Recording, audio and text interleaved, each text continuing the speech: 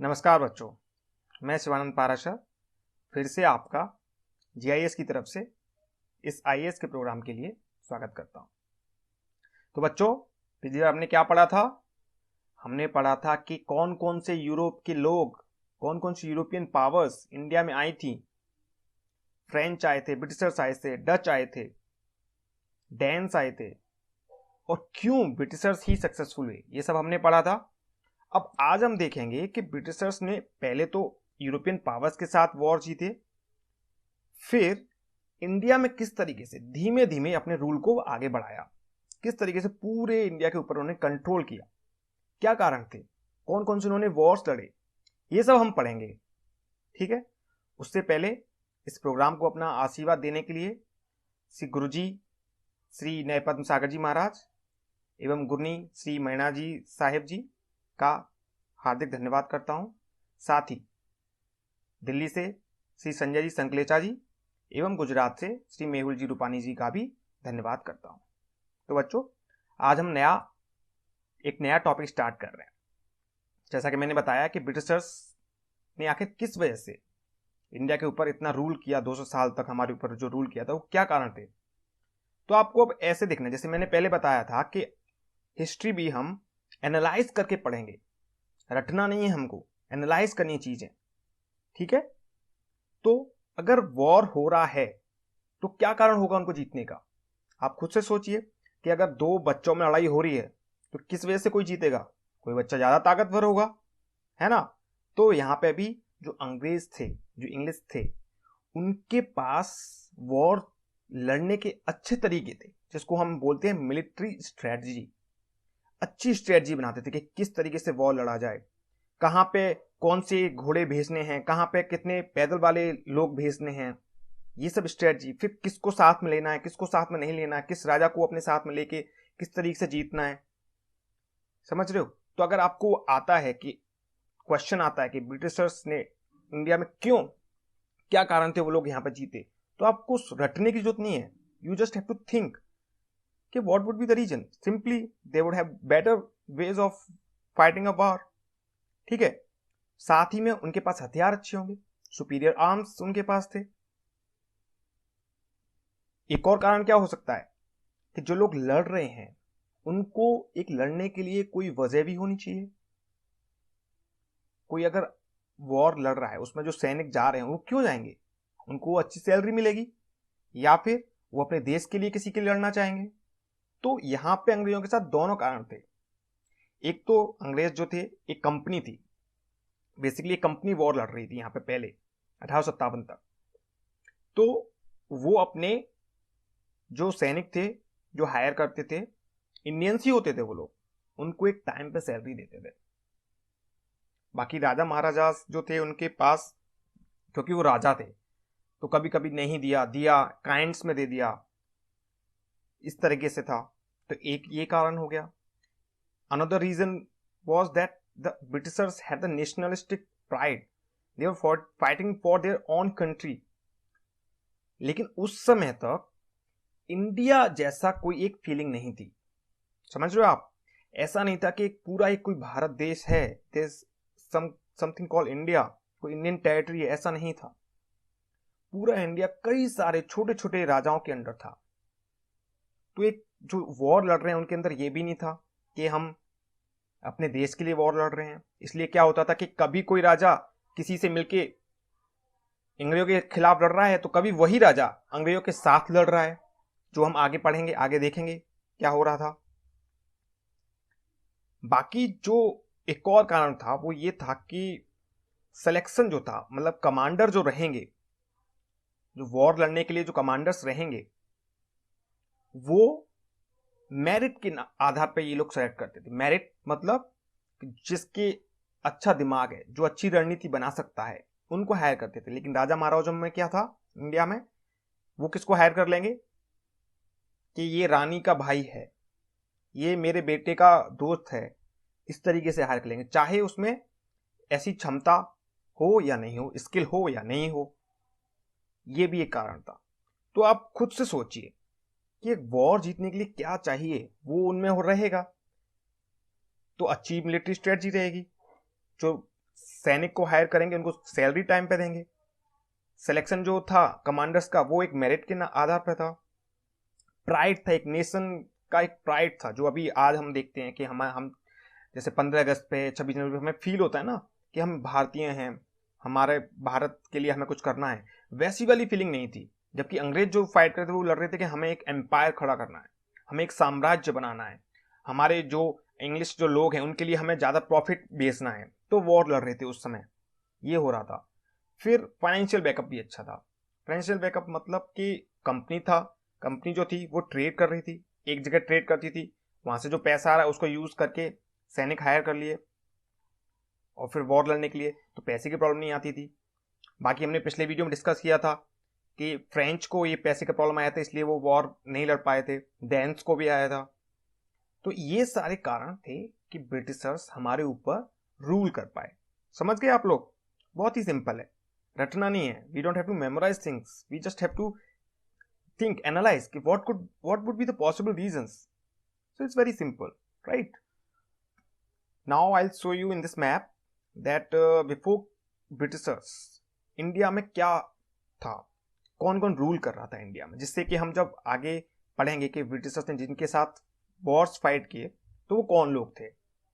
तो ये मुगल्स पूरे इंडिया के ऊपर रूल कर रहे थे, कुछ जगह को छोड़ के। जैसे साउथ है, ये विजयनगर एम्पायर था, ये इंडिपेंडेंट लोग थे, यहाँ पे पूरा जो ट्राइबल्स जो लोग थे उनके ऊपर मुगल्स का कंट्रोल नहीं था। बाकी ये सल्तनत के पुराने, सल्तनत जो हम मिडिवल हिस्ट्री में पढ़ते हैं, सल्तनत के कुछ नवाब बोल सकते हो आप, सल्तनत पीरियड के कुछ वो राजा यहाँ पे थे। जैसे गोलकोंडा था, ये बीजापुर में, एक ये अहमदनगर के, ये 2-3 थे। बाकी ये जो देख रहे हो आप पूरा, ये मुगल्स के अंडर था। मुगल्स के अंदर यहाँ दिल्ली में मुगल राजा बैठता था, बाकी ये मुगल में था। लेकिन मुगल अब कैसे रूल करेंगे, जैसे अभी हमारा देश है, हिंदुस्तान है, प्रधानमंत्री है, बाकी हमारे राज्य हैं, उत्तर प्रदेश है, गुजरात है, राजस्थान है, इनमें कौन होते हैं, मुख्यमंत्री होते हैं।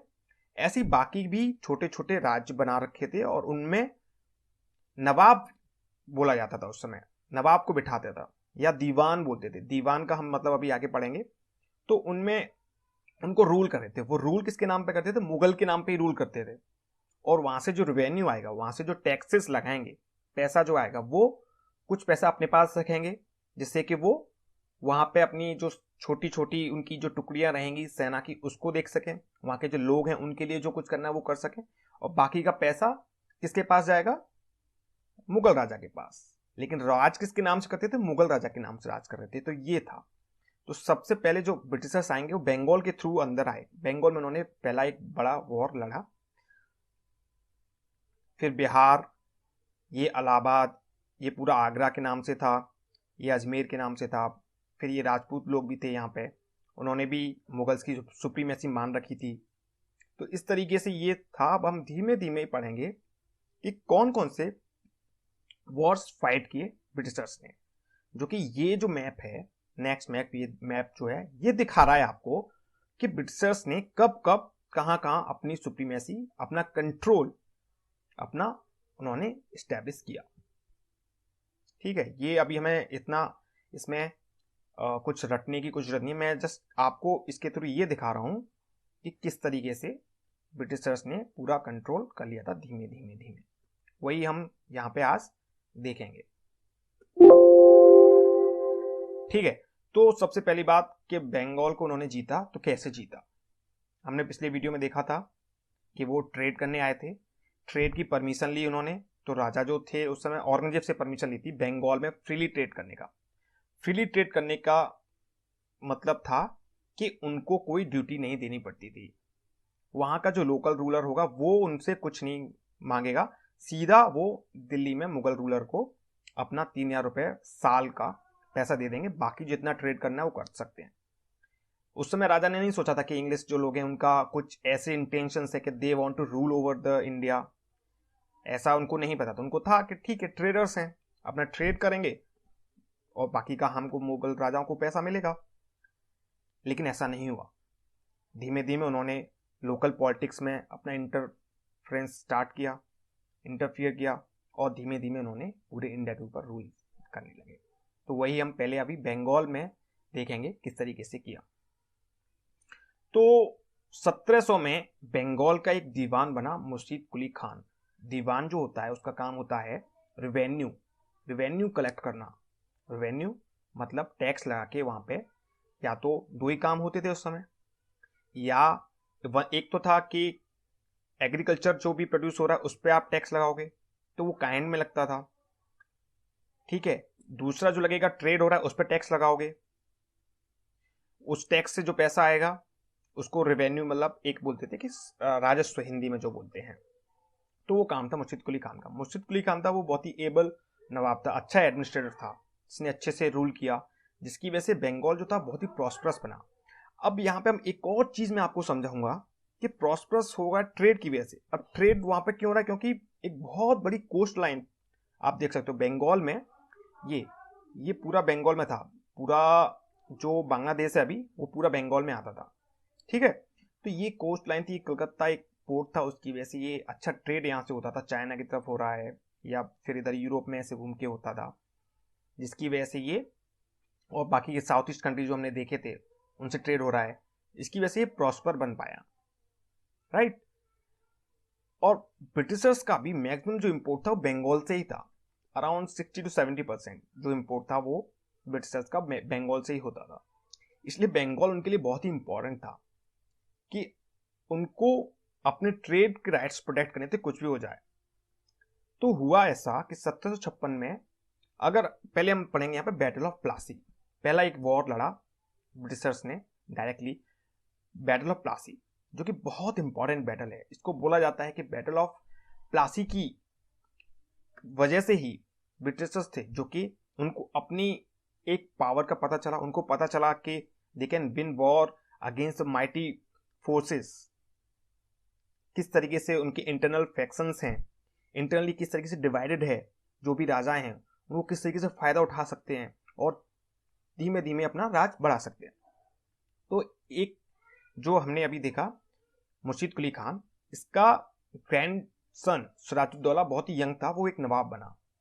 अभी क्या होता था उस समय कि कोई भी राजा या नवाब, कोई भी गवर्नर, वो अगर उसकी डेथ होती है तो उसके बाद में राजा बनने के लिए काफी लोगों में फाइट होगा, ठीक है। तो उसमें काफी इंटरनली फैक्शंस बन जाते थे। तो सिराजुद्दौला जब बना तो उसको काफी सारे उसके इंटरनल राइवल्स थे। एक तो उसका खुद का कमांडर ही जो था मीर जाफर, वो उसके अगेंस्ट था, वो नहीं चाहता था कि सिराजुद्दौला नवाब बने। फिर एक और भी कई सारे लोग थे इसके, अलीवर्दी खान था, एक असीरी बेगम थी, वो हमें याद करनी जरूरत नहीं है, वो काफी सारे राइवल्स थे। फिर उस समय क्या था कि कंपनी को जो ट्रेड के प्रिविलेजेस मिले थे, फ्री में जो ट्रेड करने के जो प्रिविलेजेस थे, उनका वो मिसयूज करने लगे। अब नवाब तो नवाब है, उसको लगेगा कि ये आउटसाइडर्स हैं जो मिसयूज कर रहे हैं, तो उसको तो अपनी अथॉरिटी स्टेब्लिश करनी है। और ब्रिटिशर्स क्या चाहेंगे कि उनका जो उनको फायदा हो रहा है उनको कोई नुकसान ना पहुंचाए। तो एक ये कारण बना वॉर होने का। अभी मैं डिस्कस करूंगा वॉर क्यों हुआ, क्या कारण बना, नवाब और उसके बीच में वॉर क्यों हो रहा है। तो एक और जो कारण था वो था कि कलकत्ता में जो ब्रिटिशर्स थे, अपनी कंपनी के जो लोग थे वहां से ट्रेड करते थे, उन्होंने उसको फोर्टिफाई कर लिया बिना नवाब को बताए। अब नवाब को बुरा लगेगा कि आपने मेरी जगह पे मुझसे बिना पूछे आपने फोर्टिफाई कैसे कर लिया। फोर्टिफाई का मतलब है एक किला बना लिया अपने उसको प्रोटेक्ट करने के लिए, अपनी सेना को रखने के लिए। तो उससे वो गुस्सा हो गया, कौन, सिराजुद्दौला। फिर एक और हुआ कि ब्रिटिशर्स ने एक रिफ्यूजी को अपने अंदर शरण दे दी। रिफ्यूजी कौन, कि सिराजुद्दौला ने, एक था व्यक्ति उनके कोर्ट का ही, वो कुछ पैसे लेके भाग गया था, और वो पैसे लेके भागा, उसको शरण दे दी किसने, अंग्रेजों ने उसको शरण दे दी। तो ऑब्वियसली वो गुस्सा हो जाएगा कि तुम मेरे दुश्मन को शरण दे रहे हो, मेरी जगह ही रह रहे हो, मुझसे बिना पूछे ही आपने किला बना लिया। तो इस तरीके से नवाब और अंग्रेज उनके बीच में एक दरार बढ़ती गई और वॉर का कारण बनी। फिर एक और इंसिडेंट हुआ था, ब्लैक होल ट्रेजेडी बोलते हैं। हुआ ऐसे कि नवाब को गुस्सा आया और वो अपनी कुछ सेना लेके सीधा अटैक कर दिया कलकत्ता के फोर्ट पे, जो जहां अंग्रेज रहते थे उस पर अटैक करके कुछ एक छोटे से कमरे में कई सारे अंग्रेजों को बंद कर दिया और उसमें काफी लोगों की डेथ हो गई, इसीलिए ब्लैक होल के नाम से है। तो अभी आपको क्या समझना है, आपको समझना है कि बैटल ऑफ प्लासी जो है उसके पीछे कुछ किस किस के बीच में हुआ, अंग्रेज और राजा के बीच में हुआ। राजा नवाब जो था, बंगाल का नवाब कौन था, सिराजुद्दौला। कारण क्या होंगे, दोनों के बीच में कुछ प्रॉब्लम्स होंगी। तो एक तो था कि कंपनी जो थे वो ट्रेड मिसयूज कर रहे थे प्रिविलेजेस का, जो उनको राइट्स मिले हुए थे, उनको एक्स्ट्रा कुछ स्पेशल राइट्स थे, क्योंकि वो सीधा किसको पैसा दे रहे थे, मुगल को, उनके उसका मिसयूज कर रहे थे। नवाब के बिना बताए उन्होंने एक फोर्टिफाई कर लिया, इसलिए नवाब को लगा कि ये मेरे इलाके में ऐसा कैसे कर सकते हैं। फिर एक जो पैसे लेके भागा था एक रिफ्यूजी, उसको अपनी शरण दे दी ब्रिटिशर्स ने। बाकी नवाब के इंटरनल राइवल्स थे, तो उसका भी ब्रिटिशर्स फायदा उठाना चाहते थे। अल्टीमेटली एक ब्लैक होल ट्रेजेडी हो गई, जिसकी वजह से ब्रिटिशर्स को लगा कि नहीं, अब तो हमें इस राजा को कैसे भी हटाना पड़ेगा, क्योंकि उनके इंटरेस्ट पे हमला हो रहा है। उनके जो ट्रेड्स हैं, जो बेसिकली तो वो ट्रेड ही कर रहे थे, तो उस पर हमला हो रहा है, तो उनको लगा कि इस नवाब को कैसे भी हटाना है, इसलिए उन्होंने उसके जो विरोधी थे उसको फायदा उठाने की कोशिश की। तो अब वॉर के बारे में पढ़ते हैं। तो हुआ कैसे वॉर, तो वॉर के लिए था कि जो नवाब था उसकी 50,000 की स्ट्रांग फोर्स थी, उसने इस पर हमले करने की कोशिश की। उससे पहले एक और चीज की, नवाब ने फ्रेंच अभी तक थे, फ्रेंच के साथ पैक्ट किया कि आप हमको बताइए किस तरीके से वॉर लड़ना है, क्योंकि यूरोपियंस थे, उनके पास बेटर स्ट्रेटजी थी, हमने बताया पहले डिस्कस किया। फ्रेंच के साथ उन्होंने पैक्ट बनाया नवाब ने, लेकिन एक गवर्नर था उसमें बंगाल का, रॉबर्ट क्लाइव। रॉबर्ट क्लाइव बहुत ही कनिंग था। ये जो आप फोटो देख रहे हो रॉबर्ट क्लाइव का है। ही इज थिंकिंग, यहाँ पर सोच रहा है कि किस तरीके से मैं राजा उसको नवाब को हराना है मुझे। तो उसने क्या किया, ये हराने के लिए उसकी सेना छोटी थी, बहुत बहुत छोटी थी, और जबकि उसकी सेना 50,000 बड़ी बहुत बड़ी सेना थी नवाब की। करना क्या है, उसके जो विरोधी हैं उसको अपने साथ कर लो। तो मीरजाफर था जो कि कमांडर था, उसका आर्मी का कमांडर था मीरजाफर। मीरजाफर के साथ सीक्रेट अलायंस कर लिया कि आप वॉर जाओगे लेकिन वॉर में फाइट नहीं करोगे। तो जब नवाब की वहां पर सिराजुद्दौला की फाइट करने आया सिराजुद्दौला, तो मीरजाफर एक साइड जाके खड़ा हो गया और वॉर में पार्टिसिपेट नहीं किया, जिसकी वजह से ब्रिटिशर्स थे वो जीत गए। हालांकि फ्रेंच का सपोर्ट लिया था, बट वो इतने थे नहीं, उनकी इतनी संख्या नहीं थी, और मीरजाफर को उसके बाद नवाब बना दिया बंगाल का। तो इस तरीके से पहला वॉर जीता ब्रिटिशर्स ने बिना फाइट किए।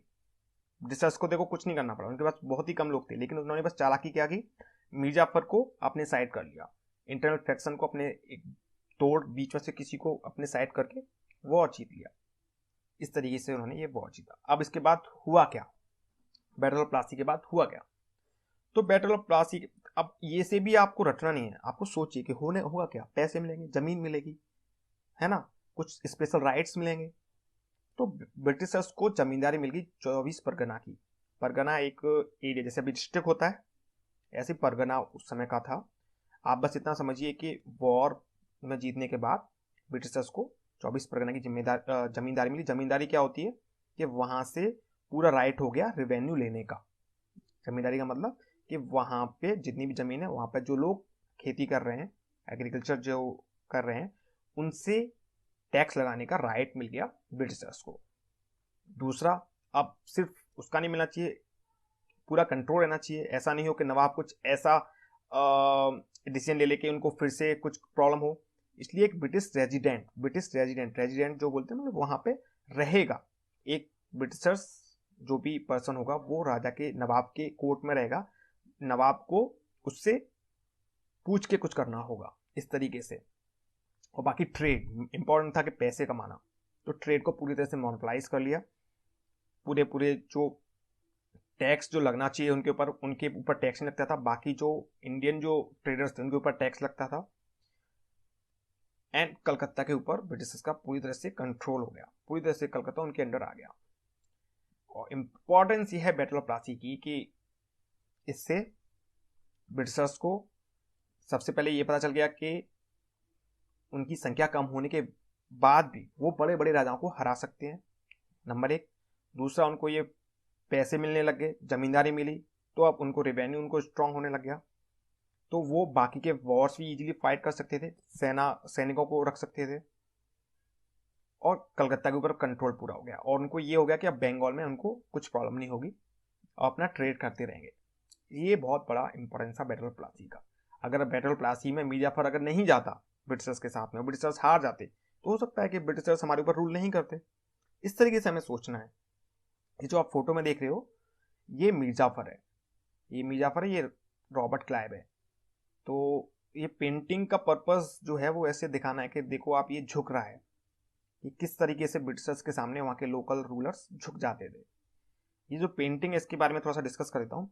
पेंटिंग्स ये बना के ब्रिटिशर्स अपने वापस इंग्लैंड में भेजते थे और दिखाते थे कि हम यहाँ पे जो रूल कर रहे हैं वो एक जस्ट रूल कर रहे हैं, मतलब कि यहाँ के लोगों के लिए। और बहुत सारी पेंटिंग्स आती हैं, यहाँ पे लोग बहुत ही पिछड़े हुए लोग हैं, अनसिविलाइज्ड लोग हैं, लेकिन ब्रिटिशर्स जाके एक सुपीरियर रेस होने की वजह से, वाइट रेस, वो यहाँ के लोगों को सिविलाइज्ड कर रहे हैं और यहाँ के लोगों को उनके लिए वेलफेयर के लिए काम कर रहे हैं। इस तरीके से वो दिखाते थे कि वो सुपीरियर रेस हैं, यहाँ के लोकल रूलर्स जो हैं वो कुछ ऐसा लोगों के लिए कुछ नहीं करते हैं, सब कुछ खराब है और हम जाके अच्छा कर रहे हैं, जिससे कि वो अपने रूल को जस्टिफाई कर सकें इंग्लैंड में। ऐसा पेंटिंग्स का पर्पस रहता था। ये थोड़ा सा टॉपिक से डाइवर्ट होकर मैंने समझाया आप। तो बैटल ऑफ प्लासी हमें समझ में आ गया कैसे हुआ। लेकिन हुआ क्या, मीर जाफर जो था तो नवाबी। अभी नवाबों को इतनी आदत तो थी नहीं कि बाहर से कोई अंग्रेज आके उनको ऑर्डर्स देने लगे। तो जब क्लाइव का इंटरफेरेंस बढ़ने लगा उसके रूल करने में, तो मीर जाफर ने क्या किया, डच के साथ कॉन्स्पिरेसी की। डच के साथ कॉन्स्पिरेसी करके कि ब्रिटिशर्स को भगाना है। भले ही मीर जाफर को बनाया नवाब किसने, ब्रिटिशर्स ने, लेकिन उसे था कि इतना इंटरफेरेंस बढ़ रहा है, मेरी अथॉरिटी है नहीं, तो इसको भगाना है। डच उस समय कहाँ थे, इंडोनेशिया में, जो हमने पिछली वीडियो में डिस्कस किया था। इंडोनेशिया साउथ ईस्ट में, इंडोनेशिया में रूल कर रहे थे। तो ये फोटो आप जो देख रहे हो, ये डच कंपनी का एक शिप है जिसपे ये उसका फ्लैग है। उसके साथ कॉन्स्पिरेसी की, उनको बुलाया कि आप आइए और वॉर, इनको हम वॉर लड़ेंगे ब्रिटिशर्स के साथ में। एक बहुत बड़ी नेवी लेकर आए, लेकिन ब्रिटिशर्स ने उनको भी हरा दी। ब्रिटिशर्स की जो नेवी थी बहुत स्ट्रांग थी और स्ट्रेटजी भी बहुत अच्छी होती थी उनकी। डच को हराया, इसको बोलते हैं हम बैटल ऑफ बेदारा या बैटल ऑफ चिंसोरा 1759 में। किसको, मीर जाफर भी हार गया। उसके बाद अब क्या होगा, किसी भी वॉर के बाद कोई एक ट्रीटी होती, ट्रीटी में क्या होगा, जो हारेगा उस पर जुर्माना लगेगा, उसको बहुत सारा पैसा देना पड़ेगा, जमीन देनी पड़ेगी, कुछ स्पेशल राइट्स देने पड़ेंगे, ट्रेड राइट्स, हर में यही होगा। इस तरीके से आपको सोचना है हिस्ट्री। कई सारे वॉर्स आएंगे, कई सारी चीजें होंगी, उसमें आपको एक कॉमन पैटर्न ढूंढना है। समझ रहे हैं आप, एक कॉमन पैटर्न ढूंढना है। तो इसीलिए मैं आपको बोल रहा हूं कि एनालाइज करना है हिस्ट्री, रटना नहीं है। बार बार यही बोल रहा हूं मैं, राइट। सो ट्रीटी ऑफ 1760, इसमें क्या हुआ कि नवाब को अब हटाना है, मीर जाफर को तो हटाना है, तो अब एक नया नवाब बनाया मीर कासिम। मीर कासिम ने कंपनी, एक और चीज थी, मीर जाफर जब गुस्सा हो रहा था तो उसने कंपनी को पैसा देना बंद कर दिया। कंपनी को जो एक पैसा मिलना था, कंपनी ने क्या किया, एक रेजिडेंट रहेगा, हम आपका प्रोटेक्शन करेंगे तो हमें एक पैसा, एक रेगुलर पैसा मिलना चाहिए, वो नहीं देना। तो वो ड्यूज जो बचे थे वो सारे पे किए। फिर साउथ में जितने भी वॉर लड़ रहे थे वो भी हम डिस्कस करेंगे इसके बाद, जो वॉर्स लड़ेंगे या इस समय भी वो वॉर लड़ रहे थे इस पीरियड में भी, उन सारे वॉर्स को या फ्यूचर वॉर्स को फाइनेंस कौन करेगा, जो नवाब होगा वो फाइनेंस करेगा। और टेरिटरी भी, और एक्स्ट्रा टेरिटरी मिल गई जिस पर डायरेक्ट वो रेवेन्यू ले सकते हैं। इस चीज को समझने की कोशिश की, आपको कंफ्यूज नहीं होना है कि कुछ टेरिटरी वो क्या करते थे, सीधा डायरेक्ट रेवेन्यू ले रहे हैं। जैसे हमने पहले डिस्कस किया कि कुछ डिस्ट्रिक्ट ले लिए थे, 24 परगना जैसे ले लिए थे, ऐसे कुछ और टेरिटरी ले ली। बाकी जो था वो सीधा सीधा पैसा लेते थे कि आप अपना रेवेन्यू आपको लेना, आप लेते रहो, बट हमें सिर्फ पैसा दो, हम आपको प्रोटेक्ट करेंगे, और हमारे जो बाहर के वॉर्स भी हैं वो भी आप हमें फाइनेंस करना है, उसका भी पैसा भी आपको देना है नवाब को। बस आपको हम नवाब बना रहे हैं। तो इसमें होता क्या है, देखो इसमें ब्रिटिशर्स को फायदा है, उनको डायरेक्टली रूल तो करना नहीं है लोगों के ऊपर, वेलफेयर के लिए उनके लिए कुछ काम नहीं करना, सिर्फ सीधा पैसा मिल रहा है, और उनको बाहर के वॉर्स भी लड़ सकते हैं, और जितना भी ट्रेड है उसके उसको फ्रीली ट्रेड कर सकते हैं।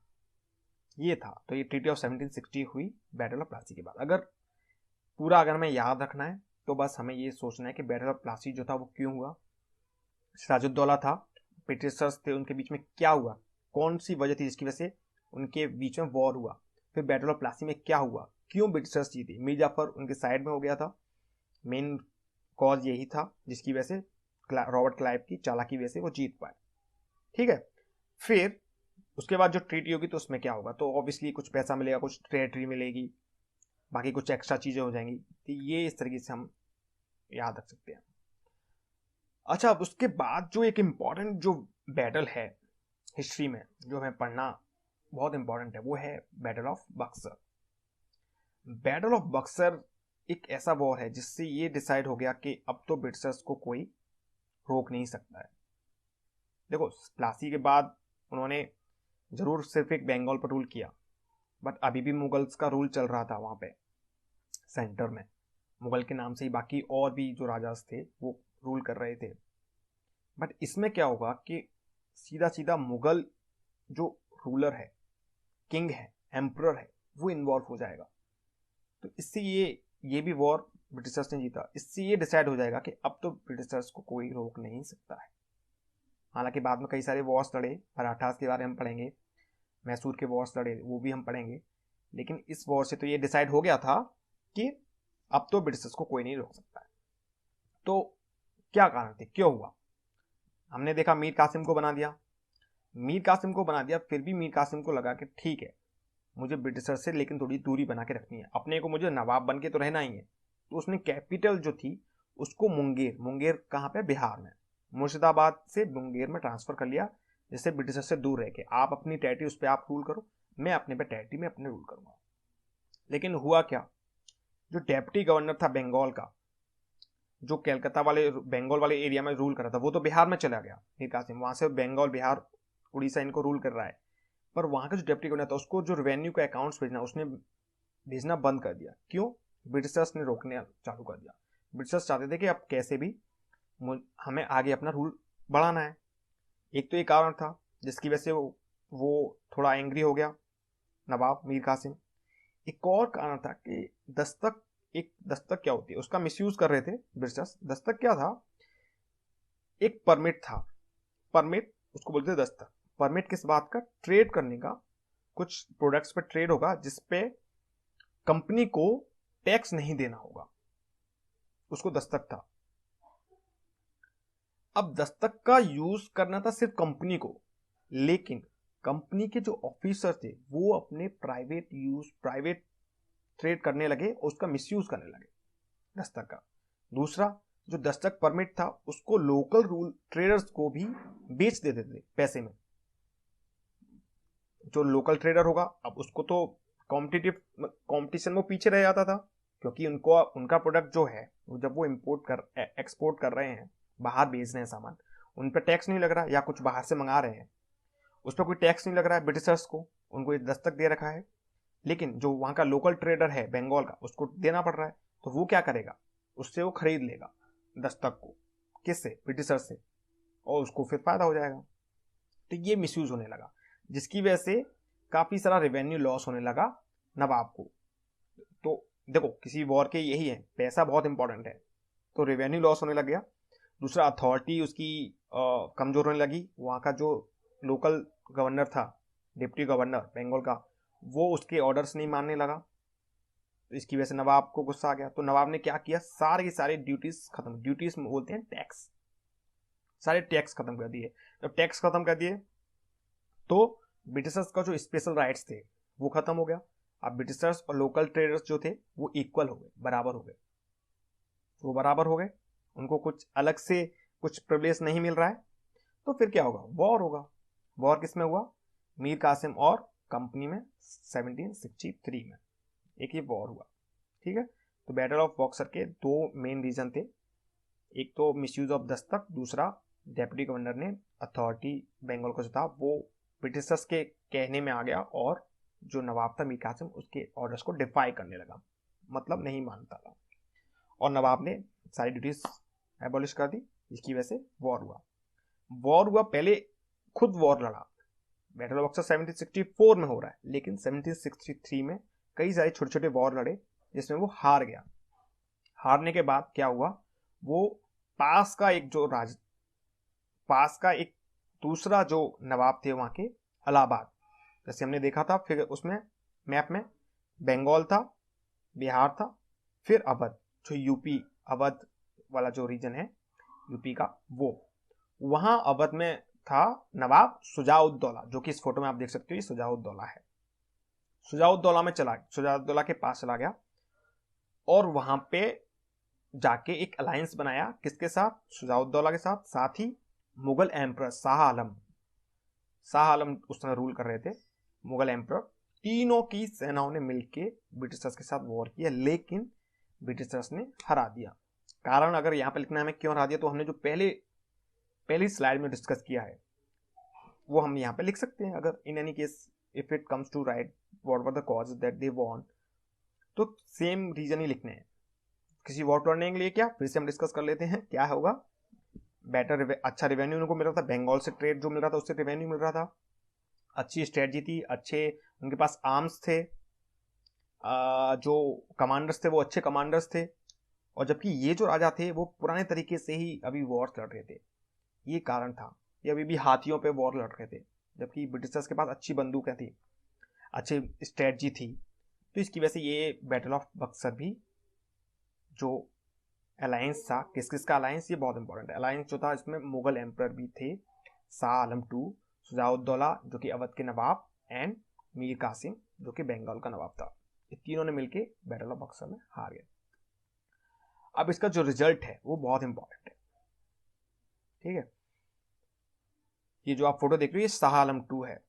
शाह आलम II हार गया, तो इसके बाद शाह आलम को क्या किया था कि शाह आलम को दिल्ली छोड़ के कहाँ आना पड़ा, इलाहाबाद में उनको रहने के लिए जगह दे दी।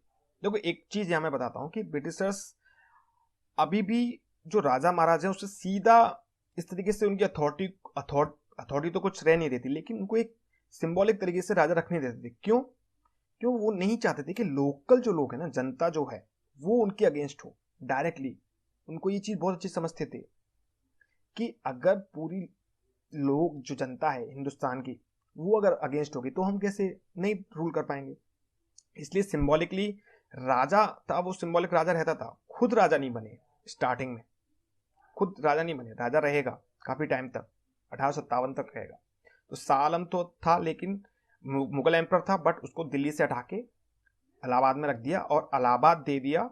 इलाहाबाद जो किसके पास था, सुजाउद्दौला के पास। तो सुजाउद्दौला ने सरेंडर कर दिया इलाहाबाद मुगल एम्परर को कि मुगल एम्परर रहेगा, उसका पूरा जो भी बाल बच्चे हैं जो भी है सब लोग उसके साथ रहेंगे, उसकी जीने के लिए पैसा दिया जाएगा, बट कंट्रोल किसका रहेगा, ब्रिटिशर्स का, ठीक है। तो उनको तो कंपनी को क्या चाहिए, ब्रिटिशर्स को क्या चाहिए, पैसा। तो उनको दीवानी राइट्स मिल गया कहाँ का, बिहार, बंगाल और उड़ीसा का। उस समय उड़ीसा अभी हम बोलते हैं उड़ीसा का, ये 3 जगह का दीवानी राइट्स मिले। दीवानी मतलब रेवेन्यू कलेक्ट करने का ये राइट मिल गया। लेकिन राजा कौन था, राजा भी शाह आलम है, समझ रहे हो, खुद राजा नहीं है, क्योंकि खुद राजा होगा तो जनता को संभालना पड़ेगा, ये चीज समझो आप। और वो सैनिक कौन सैनिक थे ब्रिटिशर्स में, लोकल लोगों को ही हायर करते थे, वो लोग इंडियंस को ही हायर कर रहे हैं।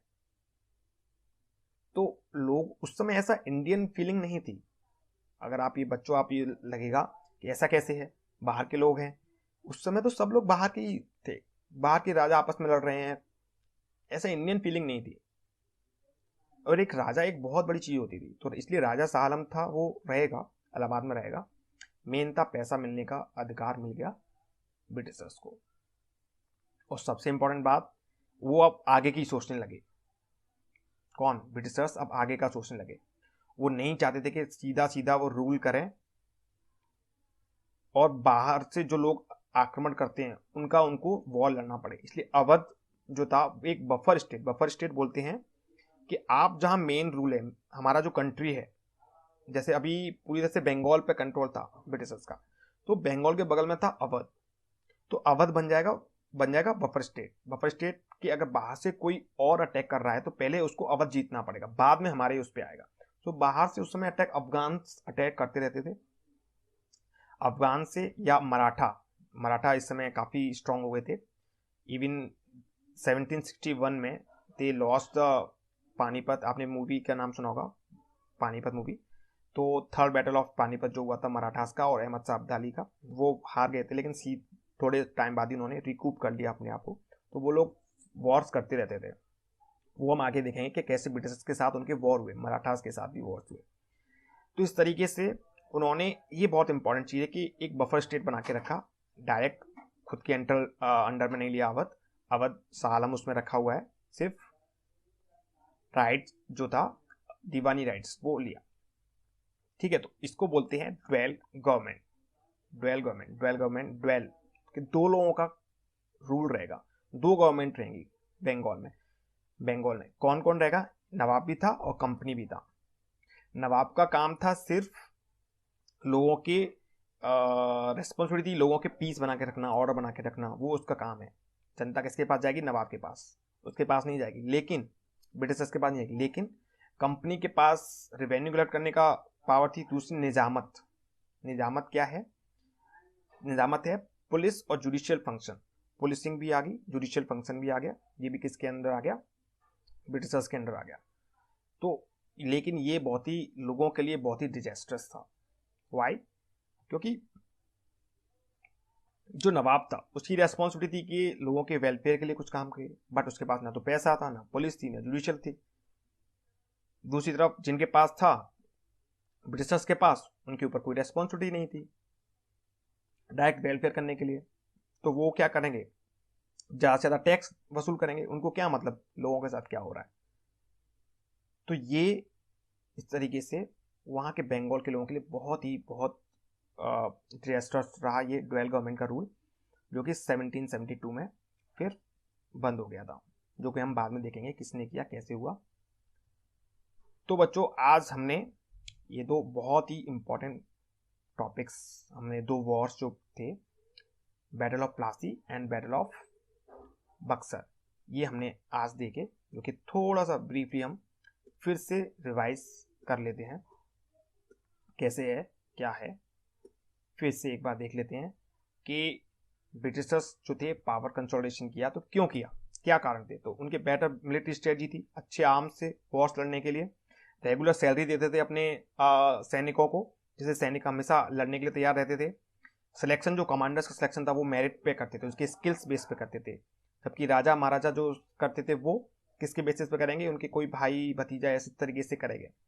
फाइनेंशियल बैकअप, जो ट्रेड था, उनको ट्रेड में स्पेशल ट्रेड प्रिविलेजेस मिले हुए थे, राइट्स मिले थे, उससे उन ट्रेड से जो पैसा आता था उसकी हेल्प से वो वॉर्स लड़ने के लिए उनके पास कभी पैसे की प्रॉब्लम नहीं हुई। फिर वो एक नेशन के लिए वॉर लड़ रहे थे, किसी एक नेशन के लिए, अपने ब्रिटिश रेसर के लिए वॉर लड़ते, तो एक एक्स्ट्रा मोटिवेशन देता था। ऐसा नहीं था कि छोड़ के किसी और के साथ मिल जाए वहाँ लोकल रूलर के साथ, ऐसा नहीं हो रहा है। तो ये सब कॉजेस थे उनके जीतने का, इंडिया में अपने वॉर्स जीतने का। ये जो था कौन कौन था, तो ये आप फिर से देख लेते हैं। बंगाल, ये यहाँ पे ये बंगाल, बिहार, ये इलाहाबाद, ये अवध, एंड ये आगरा, अजमेर। इस तरीके से उस समय उनके आने से पहले ये मुगल एम्पायर जो था। फिर ये ब्रिटिशर्स का किस तरीके से पहले बंगाल पे किया 1765 में जाके, जो हमने देखा अभी बैटल ऑफ बक्सर को जीता, उसकी वजह से हुआ। पूरे बंगाल पे पूरा दीवानी राइट्स, निजामत राइट्स मिल गया, राइट। फिर धीमे धीमे 1801, 1803 इस तरीके से वॉर जीत के 1800 पंजाब में 1849 सब अब देखेंगे, धीमे धीमे देखेंगे। असम 1826, किस तरीके से उन्होंने इन पे अपना कंट्रोल किया, धीमे धीमे एक्वायर किया, पूरी तरह से कंट्रोल इनके रूप में आया।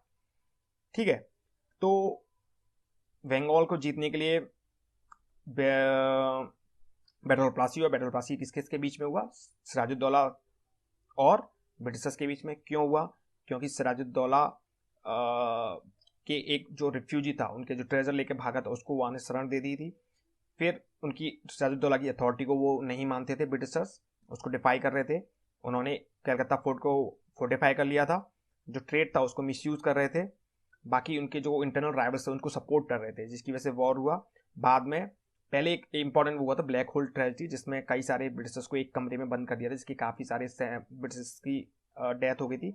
उसकी वजह से ब्रिटिशर्स ने उनके साथ बैटल किया।